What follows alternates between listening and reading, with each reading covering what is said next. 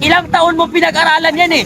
Ilang taon ka nagpakahirap sa pagkitraining mo para maging pulis at maging sundalo. Pagkatapos mo maging pulis at maging sundalo, maging aso, tuta ka ng mga politikong bobo na hindi naman nag-training. Kaya itong mga loyalista, kahit anong explain natin dyan, hindi sila makakaintindi kasi mga bugok yan, mga tuyo ang utak, mga utak hipon, mga bobo at mga adik. Mana sa kanilang amo na adik at magnanakaw na si Bongbong Marcos. Yun lamang. Sir. Ito ang ginagawa natin, ano yan eh. Signature campaign nga ho eh. So sinong tarantadong mang-i-scam ang harap-harapang nakikipagkita sa mga tao at nananawagan, oy, pirma po tayo dito para kay PRRD. Supreme Court lang ang magka-count niya at makakita niyan. So paano mo masasabi na personal info? Yes, personal info mo ang kinukuha kasi pangalan at address, pati ang number mo. Oo, pero walang sapilitan kung sino yung Pilipino nagmamahal sa bayan at sa dating Pangulo na nirirespeto ang karapatan ng dating Pangulo ay pumirma ka po. Wala po itong sapilitan na, oy, pumirma ka dito, ganito, ganyan. Wala. Di ba? O, so yun lamang. Maraming salamat. Ano pa? Yung ano opinion mo doon sa pag-withdraw ng support nitong isang sundalo kay BBM? Ang masasabi ko lamang sa pag-withdraw ng support nito isang colonel. Saludo po ako sa iyo, Colonel, at sana po ay lahat ng sundalo at pulis kagaya po niya na merong pagmamahal sa bayan at hindi maging sunod-sunuran sa mga politikong gago na ito. Oo, tignan mo. Nag-withdraw siya ng support. Anong ginawa ng administrasyon ni Marcos? Kaagarang tinanggal. Noong una, yung pulis na hindi sumuporta kay Marcos at nag-vlog siya, hindi siya susunod sa kahit sinong politiko. Anong sabi ni Marcos sa kanya? May sira daw sa utak, sabi ng pulis. May sira sa pag-isip ka. Ito namang si Colonel, nag-withdraw siya ng support dahil alam niyang adik at bangag si Bongbong Marcos, tinanggal siya kagad sa pwesto.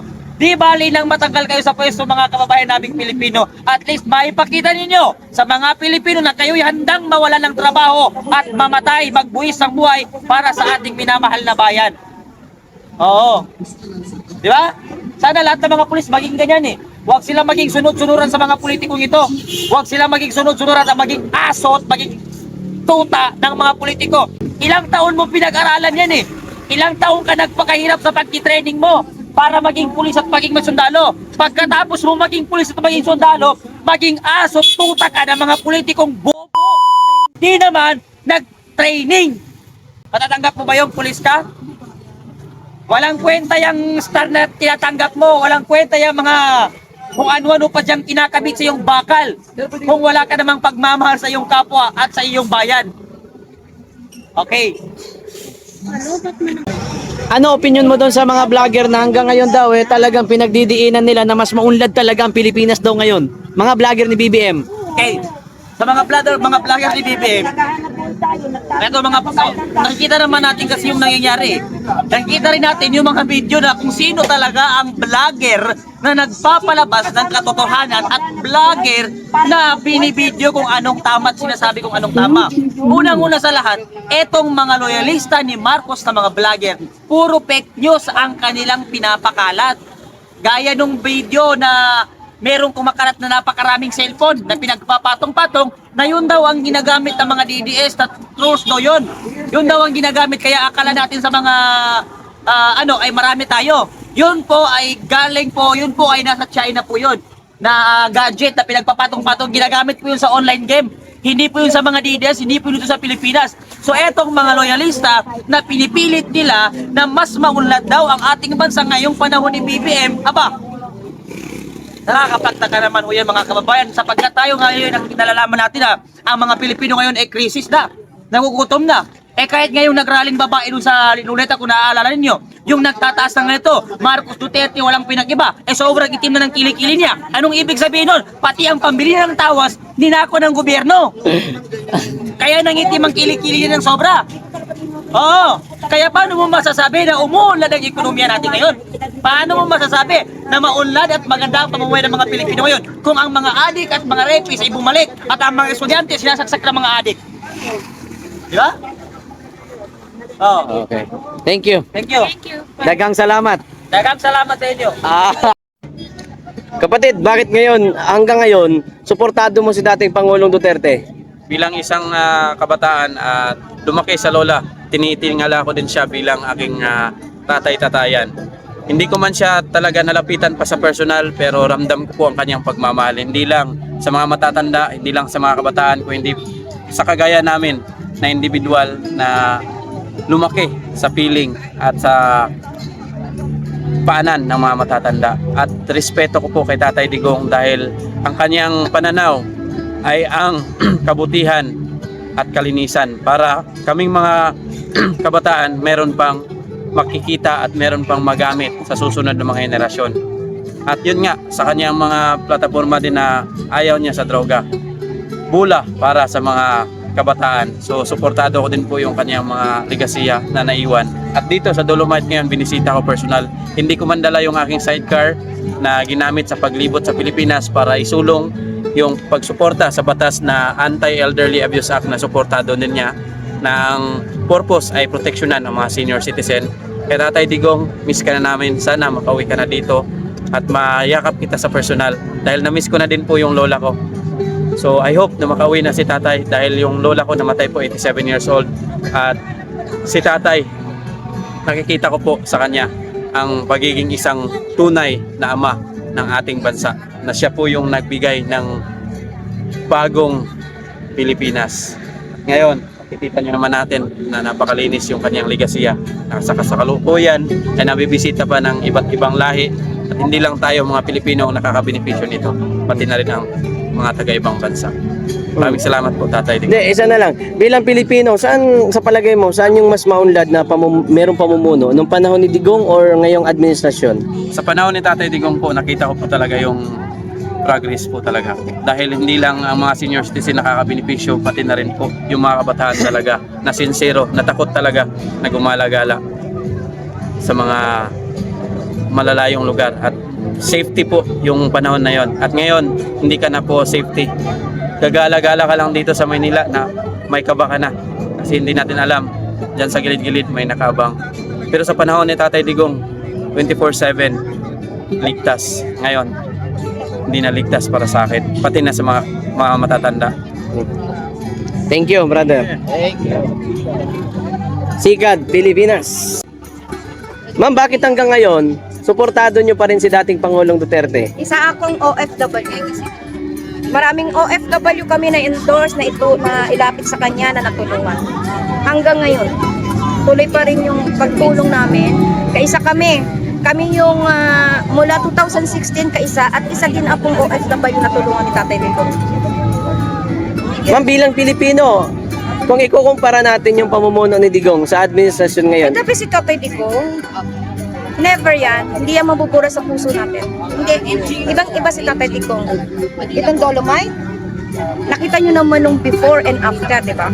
Kaya hanggat na nabubuhay ako, hindi mawawala yung pagmamahal ko kay Tatay Digong. Dahil kung hindi sa kanya, hindi po ako makauwi ng Pilipinas. Isa mabuhay po tayong lahat dahil tuloy lang tayo sa prayers na sana po magkaisa na tayo. Huwag na tayo mag-politics. Magtulungan na lang po tayo. Tulungan natin yung mga OFW, yung mga kababayan natin na kung nangangailangan ng tulong. Kasi po, tayo po ang magkakaisa. Huwag na tayong makialam sa mga politics kasi hindi natin ano yan. Ang ano lang natin, pero iba po yung pamumuno ni Tatay Digong. The best po. Ano ma'am, kayo? isa na lang. Yes. Sabi ho kasi ng mga Marcos vlogger, ito yung pinatanim nila sa utak ng mga kababayan natin na di hamak daw na mas maunlad ngayon kumpara kay panahon ni former President Duterte. Maunlad tayo sa corruption. Diba? Maunlad tayo sa corruption kasi yung flood control, yun po ang dapat ng ano yun nila. Totoo, wala pong nakulong na pinakahay eh. Puro po yung mabababa. Kawawa yung mga mabababa, bakit silang lang yung pinupus nila? Bakit yung nasa itaas hindi nila ikulong? Yun ang dapat ng ano po, sino yung mastermind. Pero sa amin po, ang ano po namin dyan, maawa na po kayo kasi marami pong mga Pilipino na nagugutom. As in, back na naman po, tingnan niyo po yung road. Kasi po, nakikita po natin sa road ngayon, may natutulog na naman sa kalsada ng mga poorest of the people, di ba? Di ba bigyan po natin ng pansin yung mga yon? Paano pag umuulan? Kawawa naman sila, di ba? Tsaka ang corruption po, wala pong corruption nung kita Digong. Walang corruption, hinto yan. Takot po sila noon. Ngayon wala nang takot, una-unahan na sa corruption. Thank you, ma'am. Thank you. Mga boss, magandang araw. Narito tayo ngayon mga boss sa Manila Bay. Kasama natin yung mga Duterte supporters na yun nga, nagsama-sama mga boss dito ngayon sa Manila Bay. And yun nga, binabalikan no, yung mga nagawa ni dating Pangulong Rodrigo Duterte. Makikita nyo mga boss. And yung Manila Bay, way back 2019 hanggang ngayon 2026. Nakikita nyo naman mga boss, di ba? Maganda at malinis pa rin. Yan.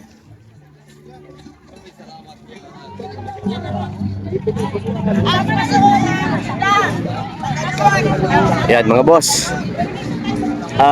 Sandali muna nating ipapakita mga boss itong naging mamaya may nagpi-picture pa mga boss saglit lang. Ayan, dami mga boss dito. Ayan, daming tao mga boss dito ngayon sa Manila Bay. At dahil nga Sunday, mga boss, ipapakita ko lang saglit to Ayan po. This was constructed during the administration of President Rodrigo Roa Duterte as part of Manila Bay Rehabilitation Program in consonance with Mandamus Order of Supreme Court. So, yan mga boss, tinupad ni dating Pangulong Duterte ang utos ng Mandamus Order. Dami mga boss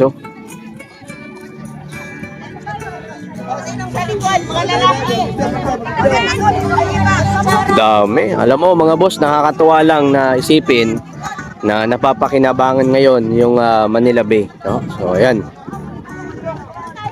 And malinis mga boss, no? So hindi ito magiging ganitong ngayon kung hindi dahil kay dating Pangulong Rodrigo Roa Duterte. Ayan. Ano po, side po, tatakpan po kasi matatakpan padala. Side lang po. Huwag takpan para matatakpan.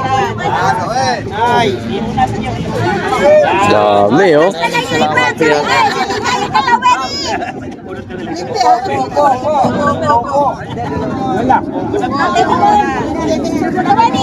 Ayan. Mahalat na. Maaga pa ngayon mga boss, mga bandang alas 6 pa lamang ho ng umaga. Kuya Bong. Sorry. Ayan.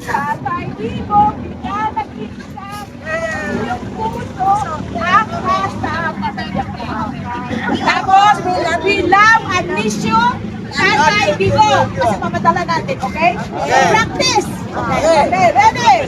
Tatay Digo, bilang alisa, milyon-milyon puso, ang masama. We love you! Tatay Digo! Nagsama-sama ang admission, Tatay Digo. Final! May video ba sa atin dyan? Meron. Hindi yung tugtog. Saan yung video? Paano mo na Hindi, ng ma. tugtog para may ano? O sige, para may guide. Google. Sino pwede? Ay, nandito si Ben. Nandito si Ben. Ah, dito na. Yung ano, tatay dito. Dito na. Para may guide tayo. Masa ng kamera. Nahuli mo na Na-record na pala Kukunin muna doon ang ating ano. Ito na. Yung chorus lang. Just a short one. Yan. Ikaw magandang busos mo. Magkakanta mo na. Okay, sample. Pa-impronto talaga ito. Yung iba dyan mga naka-t-shirt dito. Ito ano, uniform ko. Di ka nag-isa. Milyon puso ang masama. We love admission, Tatay Digo. Ambisyo, Tatay Digong.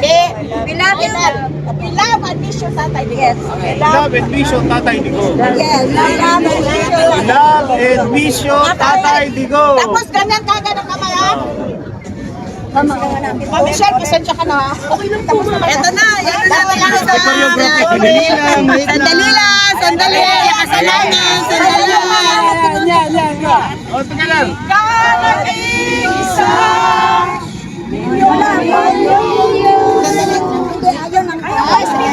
Ito na.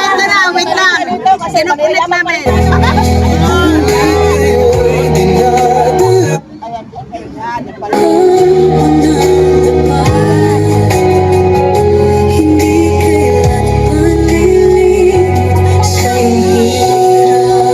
Patay lang after na naman magsisigaw tayo.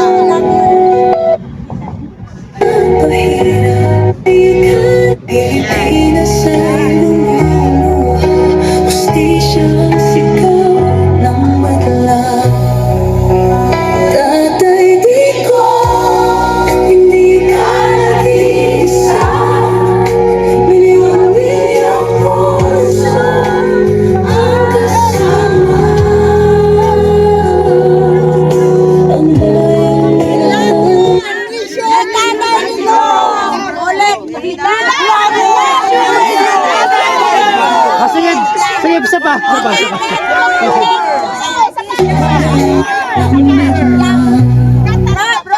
Okay, ready. Pagkakalin na agad. Ready.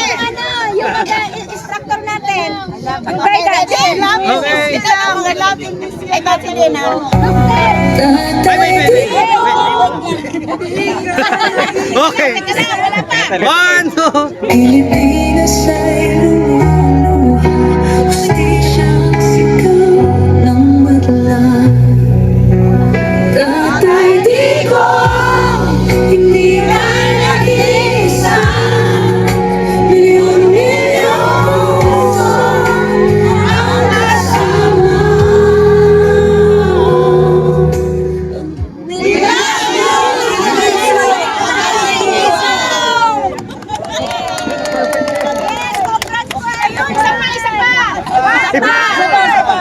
I-practice. Maraming salamat, Senator Bobo, kasi marami siyang Yun. Maraming salamat, Senator Bobo. We love you. Si MJ pala yun, no? MJ! Ready? 1, 2, 3. Maraming salamat, Senator Bobo! We love you!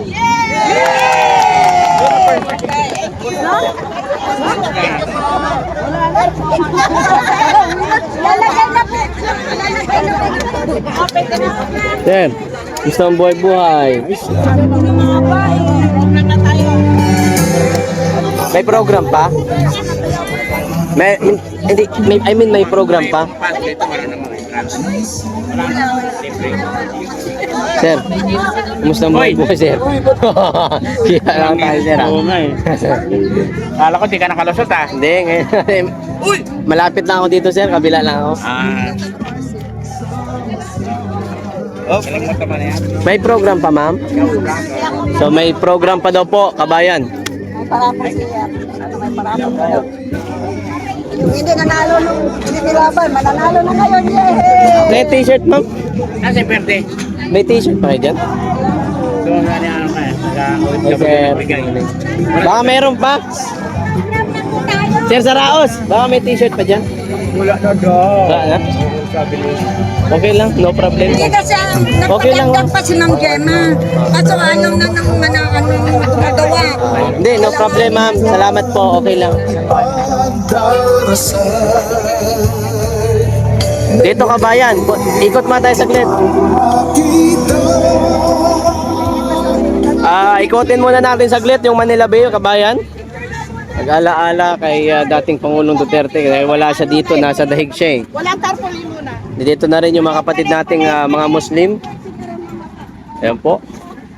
Kasama na rin po natin kabayan, nagdatingan na rin po yung mga kapatid nating mga Muslim. And dito kabayan, marami na. Ayan no. Ayan no. Oh. Yung mga supporters ni dating Pangulong Rodrigo Duterte. Ayan. Ano bang nakasulat dito sa kanilang dala? Tingnan natin. Okay.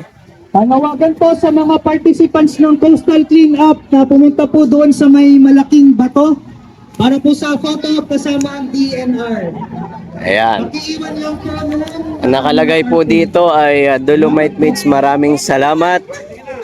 PRRD. Ayan. Dibs, INC. Yan, sama-sama kabayan. And ito pa. Ayan, mga kapatid nating Muslim. Ayan, nakiisa po ngayong pagtitipon dito sa Manila Bay. Punta tayo doon sa kabila. Oh na. Dito sa kabila, kabayan.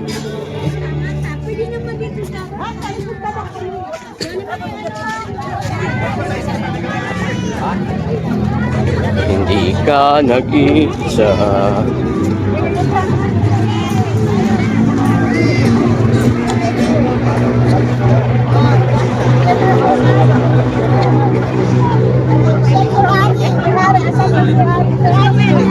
Gusto kesa to.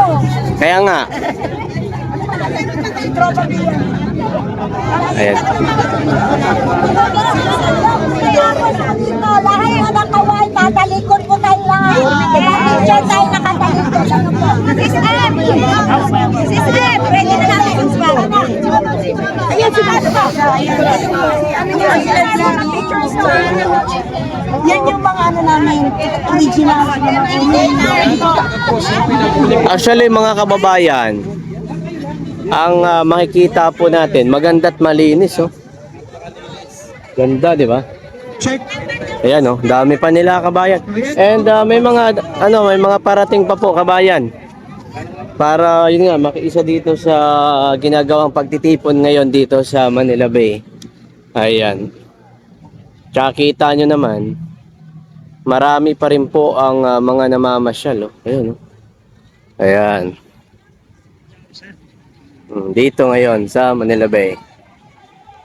Oh. Sabi nila mawawash out daw to eh, pero ngayon naman andyan pa rin, di ba? Okay. Standby kayo kabayan dahil may gagawin pang program eh.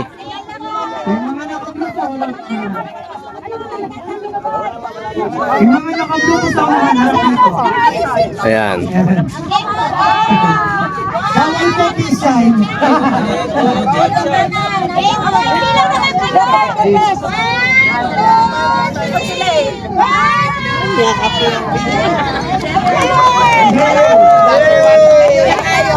Okay, may hinabol ka po mga kasamang Muslim. May mga darating pa daw po mga kababayan. Bukod pa po dito ay may mga darating pa daw po. So yun nga, nakikiisa sa pagtitipon ngayon kabayan dito po sa Manila Bay. Salamat po sa DNR. LGU, thank you.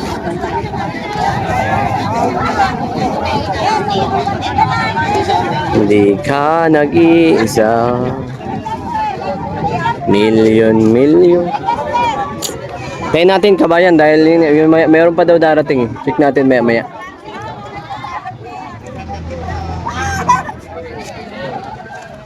May darating pa. Okay, picture po ulit tayo.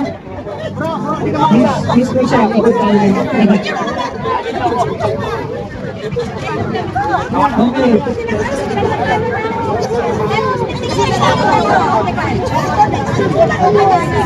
Okay, count. 1, 2, 3. 1, 2, 3. Kahit saan po. 1, 2, 3. Okay.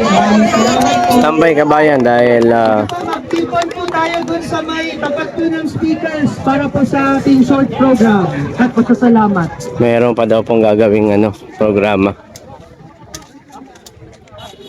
Ayan, so standby lang kayo dahil yun nga mayroon pang gagawing programa mga kababayan. So maya-maya ho ay baka mayroon pang darating na isang kilalang personalidad.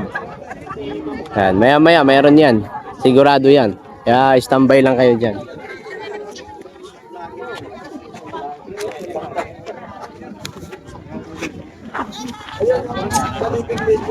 Miss Michelle.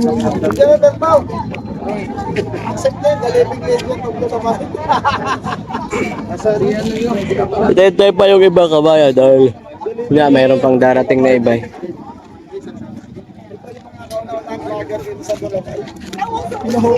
Sir, interview nga kita, sir. Ha? Bakit? Sila lang. Sir. Sila lang yung interview. Announcement po yung Baka meron pa dyan damit, sir. Wala ako eh. Napunta po kayo dito sa ating booth. Para po, baka po may mauli kayong surprise. Pa-register tayo. Register ka na? Paano yun? Sa kabila. Ano nga? Wala. Pa-register ka na to? Ganda. Para pa-register tayo. Tayo kasama dyan. Kasama tayo dyan, siyempre. Kasama kayo dyan. Kasama. Palista kayo doon. Mga vloggers. Oo, kung bayad. Wala, kaya naman. Ikaw malakas dyan eh. Alam mo naman, bata mo lang ako eh.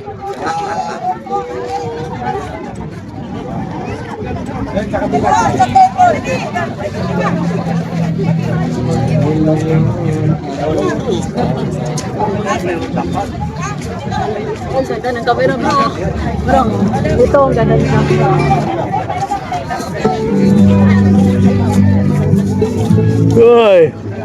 Naantok pa ako? Ito mga to. Ano yan daw sila? Hindi ako sanay magising ng ganito. Antok pa? Si Mike uwi pa daw si matutulog. Naantok talaga, gising ko talaga alas 8, alas 7. Alas 8. Pinakamaagang alas 7. Nasa ano doon eh. Papunta na doon sa amin sa Cagayan de Oro. Papunta sila dito, sir. Pupunta sila dito, Maynila. Abangan ninyo. Mamaya, di ba? Hindi, si grupo nila, ano. Oo, sir. Papunta sila dito. Ay, hindi sila ngayon, ma'am? Pag ganito sila. Ma'am, hindi sila ngayon dito? Hindi.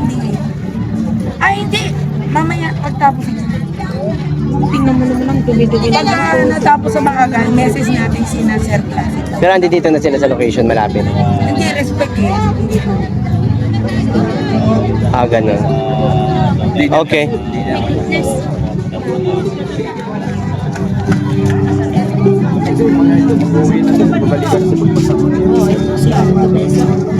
Sana pakita rin ang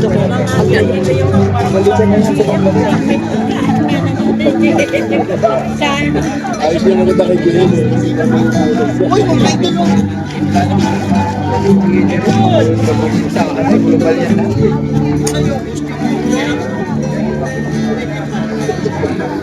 dapat hindi na ganyan para Sponsor na yan.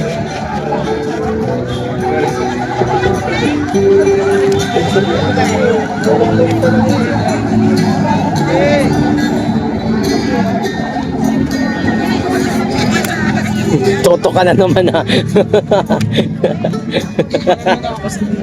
Yun lang naman alam mo. Toto ka na naman. Hindi kasi ni marinig eh. Dito kasi Interview nga kita kapag okay lang sa'yo. Bro, ito interview natin to. Dito tayo yan, dyan ha. Doon. Ah, dito na. Pwede na yan. Sige, okay na yan. Medyo malapit lang. Kasi medyo ano ako eh. wala na yung site, buti na lang hindi nila to baka may balak sila dito kaya sinisiraan nila si Tatay Digong, pero lahat ng mga ginawa ni Tatay Digong, it may not be perfect, but we know that it has been studied and implemented properly. Hindi natin sinasabing completely blameless ang kanyang administrasyon, but it is the best administration in my lifetime. Ilan na ba yung inabutang ng presidente? Patay ni Bongbong Marcos, maliit pa ako. So yung tenga ko sa radyo kasi sa dami ng abuso na ginawa hanggang ngayon, dumoble pa ang abuso ng kanyang anak at ng mga cronies nila. So cronyism is back. Marami tayong pwedeng baguhin sa ating bansa, marami tayong pwedeng baguhin sa ating lipunan, at ito ay magsisimula sa ating lahat na huwag tayong matakot sa abusadong gobyerno. If you and I will stand up for our government, and if you and I will stand up for our country and our people, change will surely come. Paimbestigahan daw nila itong Dolomite, ma'am. Ano Go masasabi mo? ahead, imbestiga lang kayo. But the truth is, people are enjoying the view, people are enjoying the benefits of the Dolomite Beach, and that is the best legacy and best proof that Tatay Digong did a beautiful job. Maraming salamat, ma'am. Thank you! Thank you po.